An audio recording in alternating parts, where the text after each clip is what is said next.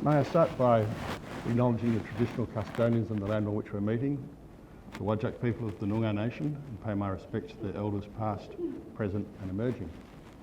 Good afternoon everyone, and thank you for coming to this significant media conference confirming that Andrew McQualter is our next senior coach. After a comprehensive process, he emerged as the person our club endorsed as best equipped to take our club forward to the next successful era.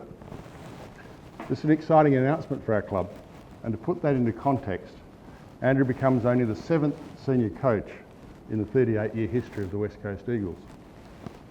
In acknowledging that Andrew is the best person to write the club's next chapter, I'd also like to thank the various other candidates who are involved in the process and for the professional manner in which they presented their respective positions. Andrew played 94 senior games for St Kilda and Gold Coast, was a development coach for the Richmond VFL side between 2013 and 2016, and an assistant coach at Richmond between 2017 and 2023. Last season he was an assistant coach at the Melbourne Football Club. We're thrilled to have Andrew and his wife Jane, children Emily, Alice and Georgia here with us today.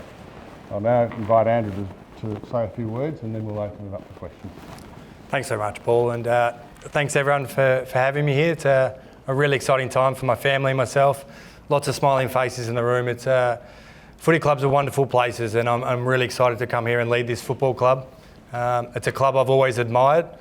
Been in the organisation been in the league for 37 years and been a really successful club. So to be able to lead this club is something I'm really proud and humbled to do, and I can't wait to get started and meet everyone and get to work and trying to improve our position in the league.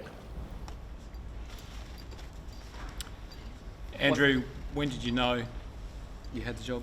I found out yesterday morning. It's been a heavy 24 hours. We were in country Victoria and driving back in the rain when Don called. I think I went sideways off the side of the road and answered the call, and then here we are.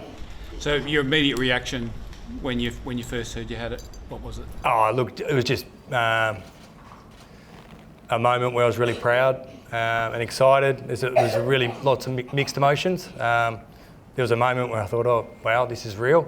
A bit scary with you look at the history of this club and the coaches that have coached this club. There's been some incredible coaches. So, but a moment I was really proud of, I was able to share with my family. How did you sell yourself? What was your biggest message that you think got you over the line? Oh, I've been really fortunate to spend time in some wonderful organisations and been a part of some success over the time. So for me, it was just talking about what I thought created a successful environment in those different places, and ultimately what I think leads to winning, because that's what we're here to do. We're here to win games of football. That's our job. So I think just being a part of that for a long period of time and part of my journey. How important was your experience as the interim coach at Richmond to set you up for something like this? Yeah, look, it was a terrific experience that I was able to have. A little bit bittersweet with Damien stepping away mid-year, and it was quite a long time, 13 weeks to be an interim coach, but something I look back at and I'm really fortunate to have experienced. I got a bit of a look at the job. I called it one hand on the wheel at the time, but with this job there'll be two hands, and we'll try and hold on as best we can. Did you change much with the way you approached this process compared to that process, having gone through it once? Oh, again, stepping away to a different football club this year and being able to go to the Melbourne Football Club, I learned a completely new system of a way to play, a new program, lots of new things. So I think to be able to have that extra experience is something that will hold me in great stead. And for you, what were some of the biggest things that attracted you to the job? I think that, like as I mentioned, I've always admired this football club. They've been a really winning organisation since they came into the league, and that's something that not every club has been able to do. They've been, I think, involved in 8 or so grand finals in 37 years. So, and then the excitement of where the club currently is. For me, that's a great challenge. It's been a challenging few years with the football side of things, but the club is set to really grow and look to move it forward in the next few years. And you're stepping in at a time where the club's going through the biggest rebuild in its history. What are some of the unique challenges that come with that? Football's a pretty simple game. There's no secrets to success. You just got to work really hard, You've got to look to do it together and build a coaching group and team that can instill belief in the playing group, and football can change very quickly. I think we're seeing that with the girls over here, the women's program, and Daisy doing a terrific job, how quickly football can change. So that's something I'm really excited about. Andrew, the discussion in the media for so long about the poison chalice of the Eagles' job, was that ever in consideration? I didn't read that.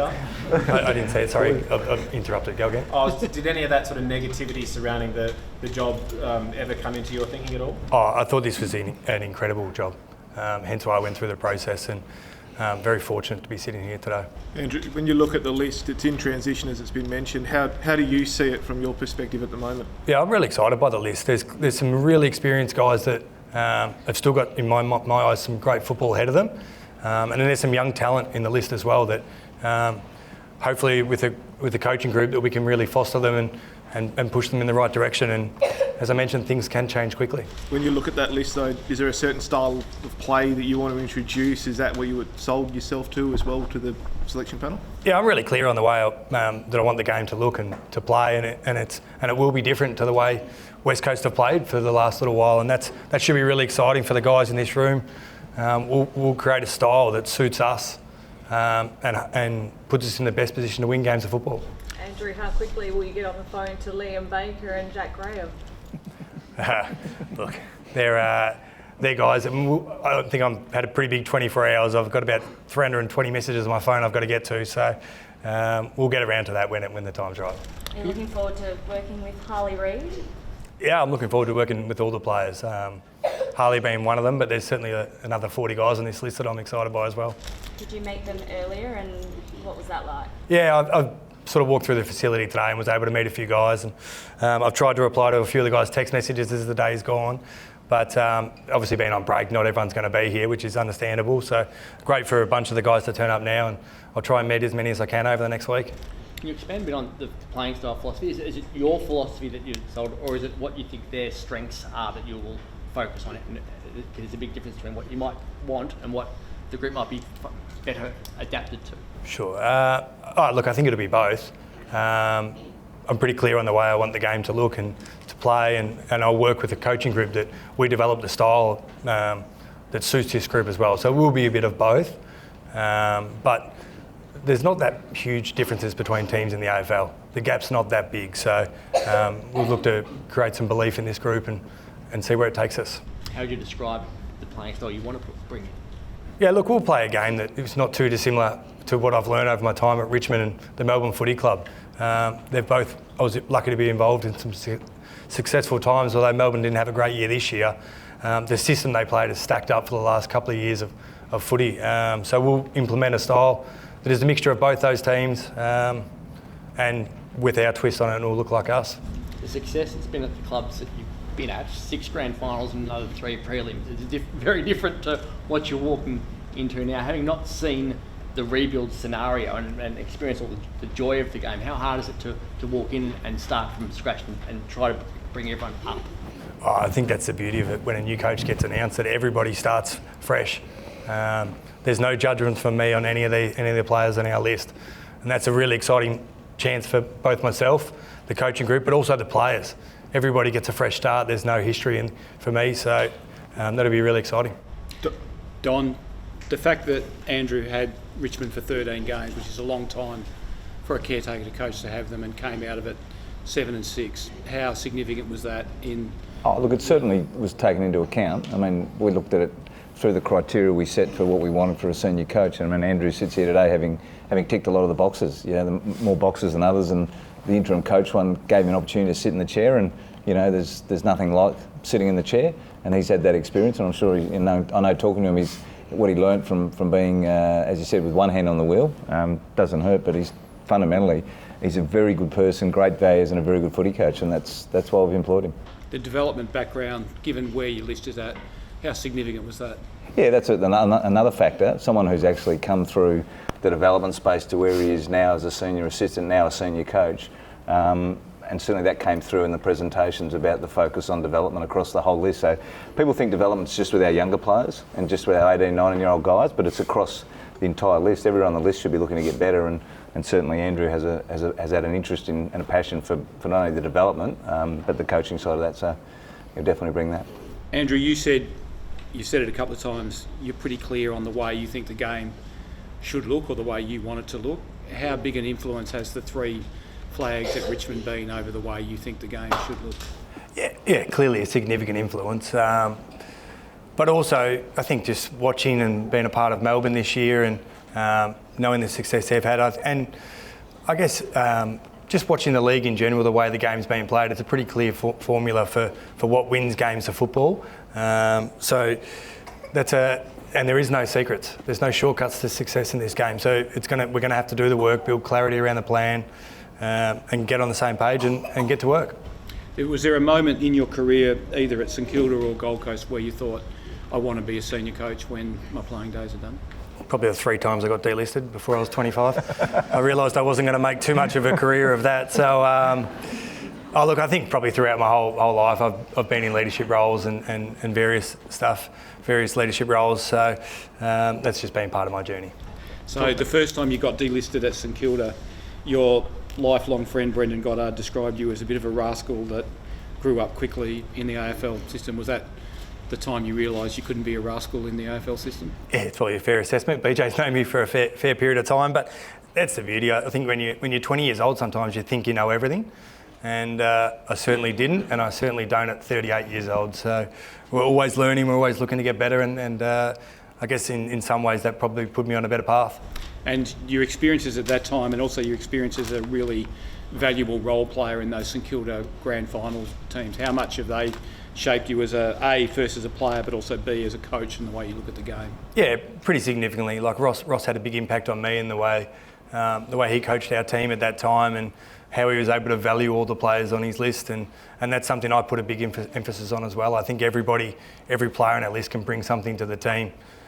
We all have different strengths and skill sets, and we'll look to maximise each player's. Andrew, were you asked to put a time frame on the rebuild during the interview process, or how long do you think that you can turn this around for the West Coast? It's not really about that for me. It's about just there's no secret to this. There's no shortcuts. So it'll be about just getting to work, the right behaviours, the right actions. We'll build the right plan, and it'll just be what it'll be. We'll look to get better from day one. It looks like both Baker and Graham will come. Now they've both requested shifts to West Coast, and obviously Graham is a free agent anyway. But how significant would they be for the Eagles playing list, given there's this massive hole between 23 and 27 on the list, and they both fit in that hole? Yeah, look, it's been a big 24 hours. I'll probably just speak to it. I'm sure the guys have done a power of work behind the scenes on those guys, and probably other guys in the competition as well. So the next couple of days I'll look to really get into meetings and find out more about it and see where we go from there. You bring 3 young kids across the country. We saw a lot of the coaches who said they weren't interested in going through the process, cite family reasons and wanting to not disrupt what they had. What made you confident that you could handle what's going to be mayhem, I would imagine? On cue, she starts crying. Yeah. Right? It's not going to be easy. Like, why were you confident of being able to do a big family move and big career move at the same time? I'm just incredibly fortunate that my wife is so supportive, Jane. This is a big move. There's no question about it. It's a big move for our family. But for Jane to be able to support me the way she does, to chase my dreams, what I want to do in life, I'll be forever grateful for, and we're supported by some amazing family and friends. So I'm sure it won't be easy, but we'll find a way. Knowing that the travel that's involved is probably one of the biggest things to do with the West Australian club, is that, and being away from home and away from them a lot of the time, was that a concern or what you had to really think about?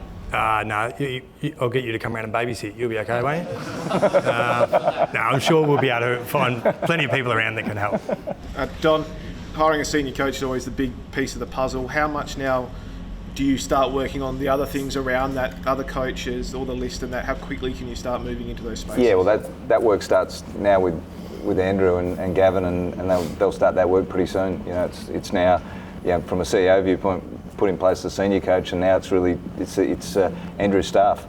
So there's some things within the footy program I know they're looking at the moment, and he'll get to work on that pretty quickly. Throughout this process, what did you find out about the footy club itself and where it's at? Was there anything new you discovered during the whole process? About our footy club? Yeah. No, I think what it did do, it allowed us the opportunity to sit back and actually go, what sort of person / coach do we want to take the role? And people will say it took a long time or whatever else, but it was very thorough for a reason, and we wanted to make sure we get the right person to give the club the opportunity, to, as Andrew said, to get a fresh start and a fresh piece of paper. And with him coming on board, we get that. And probably just, again, I look at it quite differently. I know some people will go, there's this poison chalice or something else. There's a great opportunity. And we've spoken to Andrew about that. There's a great opportunity, and we're seeing, he referenced the W program, bringing someone fresh into the club with fresh energy, fresh eyes, a fresh lens, a new way of doing things. You'll be amazed what can be achieved. So, we're not putting any pressure on Andrew necessarily. We're just going, off you go, get to work. He's done it. He's experienced. He's got a great work ethic, great energy, and we'll see what the results are. Without meaning to put a dampener on it, Jared Schofield was part of the process and obviously finished as the caretaker. How has he taken, obviously not getting the role, and what do you see his role being at the club in the future? Yeah, well, obviously he was disappointed, which I understand and I respect, and I think the conversation now is between Jared and Andrew in terms of the role that we'd like to think he can play going forward, and they'll have that conversation. And Don, with a couple of Richmond players coming over, do you hope that maybe Shea Bolton, you can have a crack there? What do you think? Oh, you've gone again, haven't you? Look, the list management is completely separate. We're obviously aware, we've been talking to some guys about opportunities to come across. We'll work through that. Trade starts next week. And as I said all along, our view has been, how do we add more talent to the list, be it through draft, through trade, through free agency? That hasn't changed, and we've still got a really clear vision of what we want to do from a list strategy viewpoint. And if some of those pieces fall into place, great. It starts today, obviously, with Andrew, and from here we'll build. Yeah, Andrew, Matt Clark, obviously from your time at Richmond, did you pick his brain, talk to him before or during this process about where the list is at and what you guys can do together?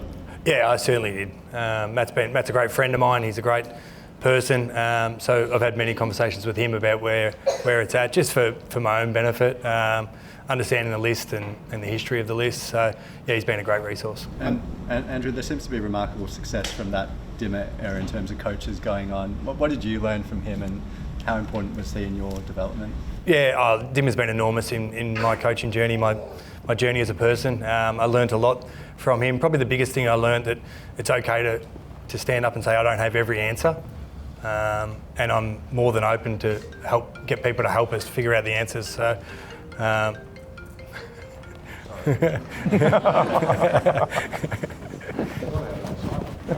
shout the bar. So that's probably the greatest thing I learned from him, that it's okay to be vulnerable and work through the answers with other people. This is a bit of an easier one, but why do they call you Mini? Well, you think the other ones have been hard? It started when I got a brother that's 4 years older than me, and I tried to hang around with him when I was in grade prep at school, and his friends started calling me Mini. It's not that exciting story, really. It's stuck though. Andrew, we spoke about assistant coaches. I know you probably haven't got that all sorted yet, obviously, but who do you want to put around you, or what sort of characters do you want to put around you to be with your strengths and also maybe help with any weaknesses you might think you have? Yeah, I'm really open to. We need a great coaching group. This job can't be done well by one person. So I'm really open to a coaching group that the best candidates we can get, the best people we can get, and we'll just work through that over the next period of time. Don, did you look at the history of your previous coaches and how that they had success? He's 38, Simo was 38, and Woosh was 33, and Mick was about mid-30s as well. So they all had time to grow within the club. Did you feel that was important to have a younger coach who could do the long yards? Yeah, well, not necessarily. It wasn't an aim going in. I mean, it's interesting you make that sort of parallel between the guys we've had in the past, but clearly we want to bring someone on board and we want to give them the best chance of success. So, it's now on us to support Andrew in this role. It's a big role, we all know that, but how can we help by putting people around him and supporting him to get the most out of his coaching, which is what we'll do. And what are the expectations on how quickly you think he can get the team rising again? Over to him. What are your expectations? Look, from day one, we need to improve. There's no question about that. So, around expectations, I don't really live in that space. We're just got to get better every day. Find ways to improve the way we play, find ways to improve our habits, what we do every day, and demand that of each other, because that's what it takes to be great in this game. We're all in the business of winning. That's what we do. We love winning games of football. So we'll be looking to get better as of today. And Andrew, I guess walking into this building, you see the Premiership Cups and there's one stand that's empty. What goes through your mind when you look at that? Let's fill it up. Yep. That's it. Easy. And there's probably been a bit of uncertainty for fans probably over the last few years, but I guess, you know, who can they put their trust in both on the field and off the field? Who he is as a person coming into a role? Sorry, can you repeat the question? So I guess for the fans, they've had a bit of uncertainty. So I guess for them to get to know you, who are you on and off the field? Oh, look, I'm just a kid from the country who works hard. Pretty simply, I grew up in country Victoria. I've been a pretty resilient sort of guy, and I'll just look to be a great relationship person, but I'll have really high standards of people as well that come into the organisation, and we'll just look to get better every day. What part of country Victoria were you in when you got the phone call? I was in the wonderful word of Inverloch, which I think we have a few players from there, and I was driving. My brother lives there, so I was just visiting him.